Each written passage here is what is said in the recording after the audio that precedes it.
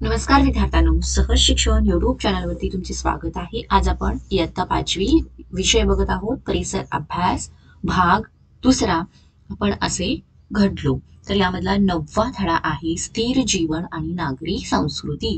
तर या धड्याचा आपण संपूर्ण स्वाध्याय बघणार आहोत. याच्या आधीचे सुद्धा सर्व धड्यांचे स्वाध्याय ऑलरेडी चॅनलवरती अपलोड केलेले आहेत. त्यासाठी वेगळी प्लेलिस्ट बनवली आहे. त्या प्लेलिस्टमध्ये या आधीच्या सर्व धड्यांचे स्वाध्याय आहे, तुम्ही ते बघू शकता.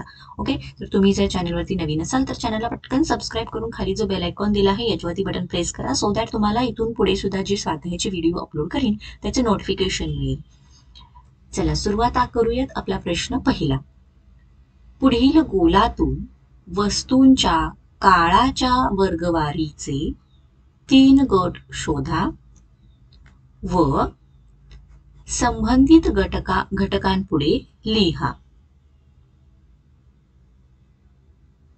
आणि इथे बघा, हा गोल दिलेला आहे. यामध्ये 3 काळाचे युग इथे लपलेले आहेत. यानुसार आपल्याला अ, आ, इ हे 3 प्रश्न सोडवायचे आहेत. तर बघा आता याचं उत्तर इथे बघा. अ, दगडांची हत्यारे, त्यासाठी होतं अश्मयुग. आ, तांब्याची हत्यारे व इतर वस्तू,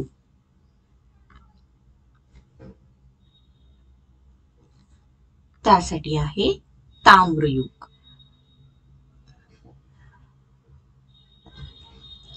पुढे ई, लोखंडाची हत्यारं व इतर वस्तू, त्यासाठी आहे लोहयुग.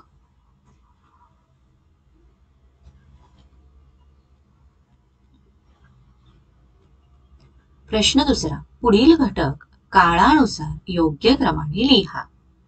यामध्ये अ, तांबे, सोने, लोखंड. तर काळानुसार सोने, तांबे, लोखंड.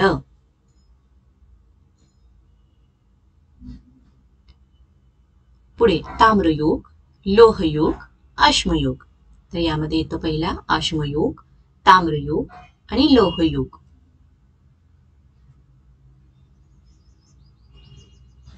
विद्यार्थ्यांनो, व्हिडिओ आवडत असेल तर व्हिडिओला पटकन लाईक करा. चॅनलला तुम्ही अजूनही सबस्क्राईब केलं असेल तर सबस्क्राईब करून घ्या. तिसरा प्रश्न, पुढील घटनांचे परिणाम लिहा.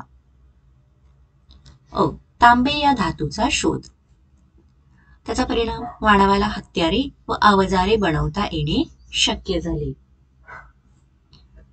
हा प्रश्न, चाकाचा शोध. मातीची सुबक भांडी मोठ्या प्रमाणात तयार करता आली व व्यापार वाढला.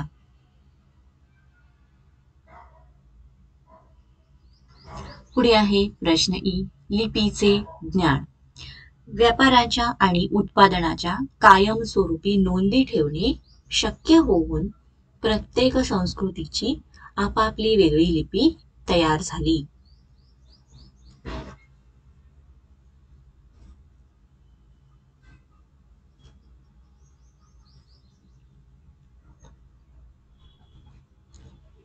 प्रश्न चौथा, टिपा लिहा.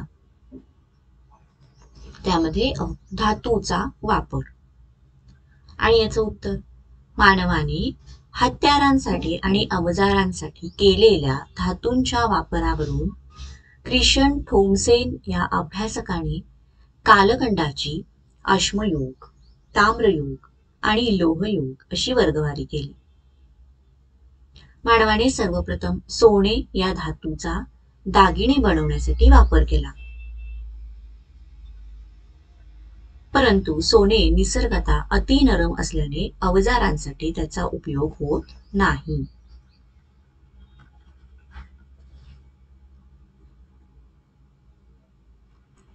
किंवा नव्हता. त्यानंतर त्याला तांबे या धातूचा शोध लागला.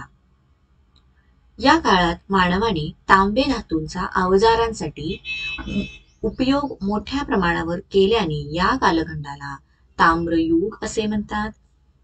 त्यानंतर मानव लोखंडाची हत्यारे वापरू लागल्याने या युगाला लोहयुग असे म्हणतात.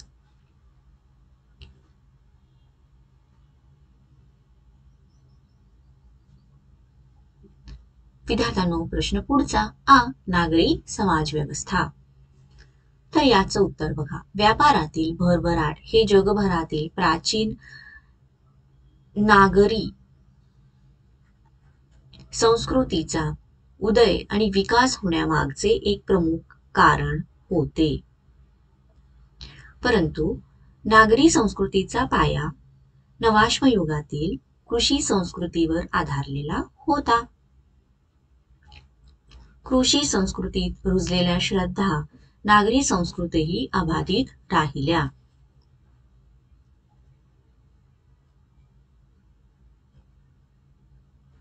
व्यापाराच्या भरभराटीतून समृद्ध झालेल्या नगरांमध्ये कृषी संस्कृतीत रुजलेल्या श्रद्धांवर आधारलेले सामूहिक आचार आणि उत्सव यांना अधिक महत्त्व मिळाले.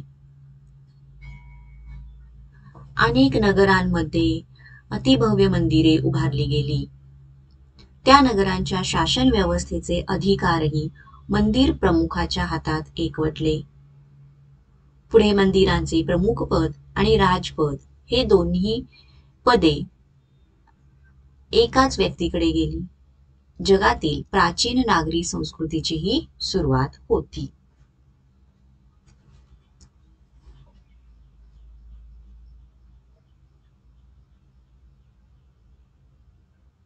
तर चला, याच बरोबर आपला हा स्वाध्याय इथे संपलेला आहे. तुम्हाला व्हिडिओ आवडला असेल तर व्हिडिओला लाईक करा, चॅनलला सबस्क्राईब करा. थँक्यू.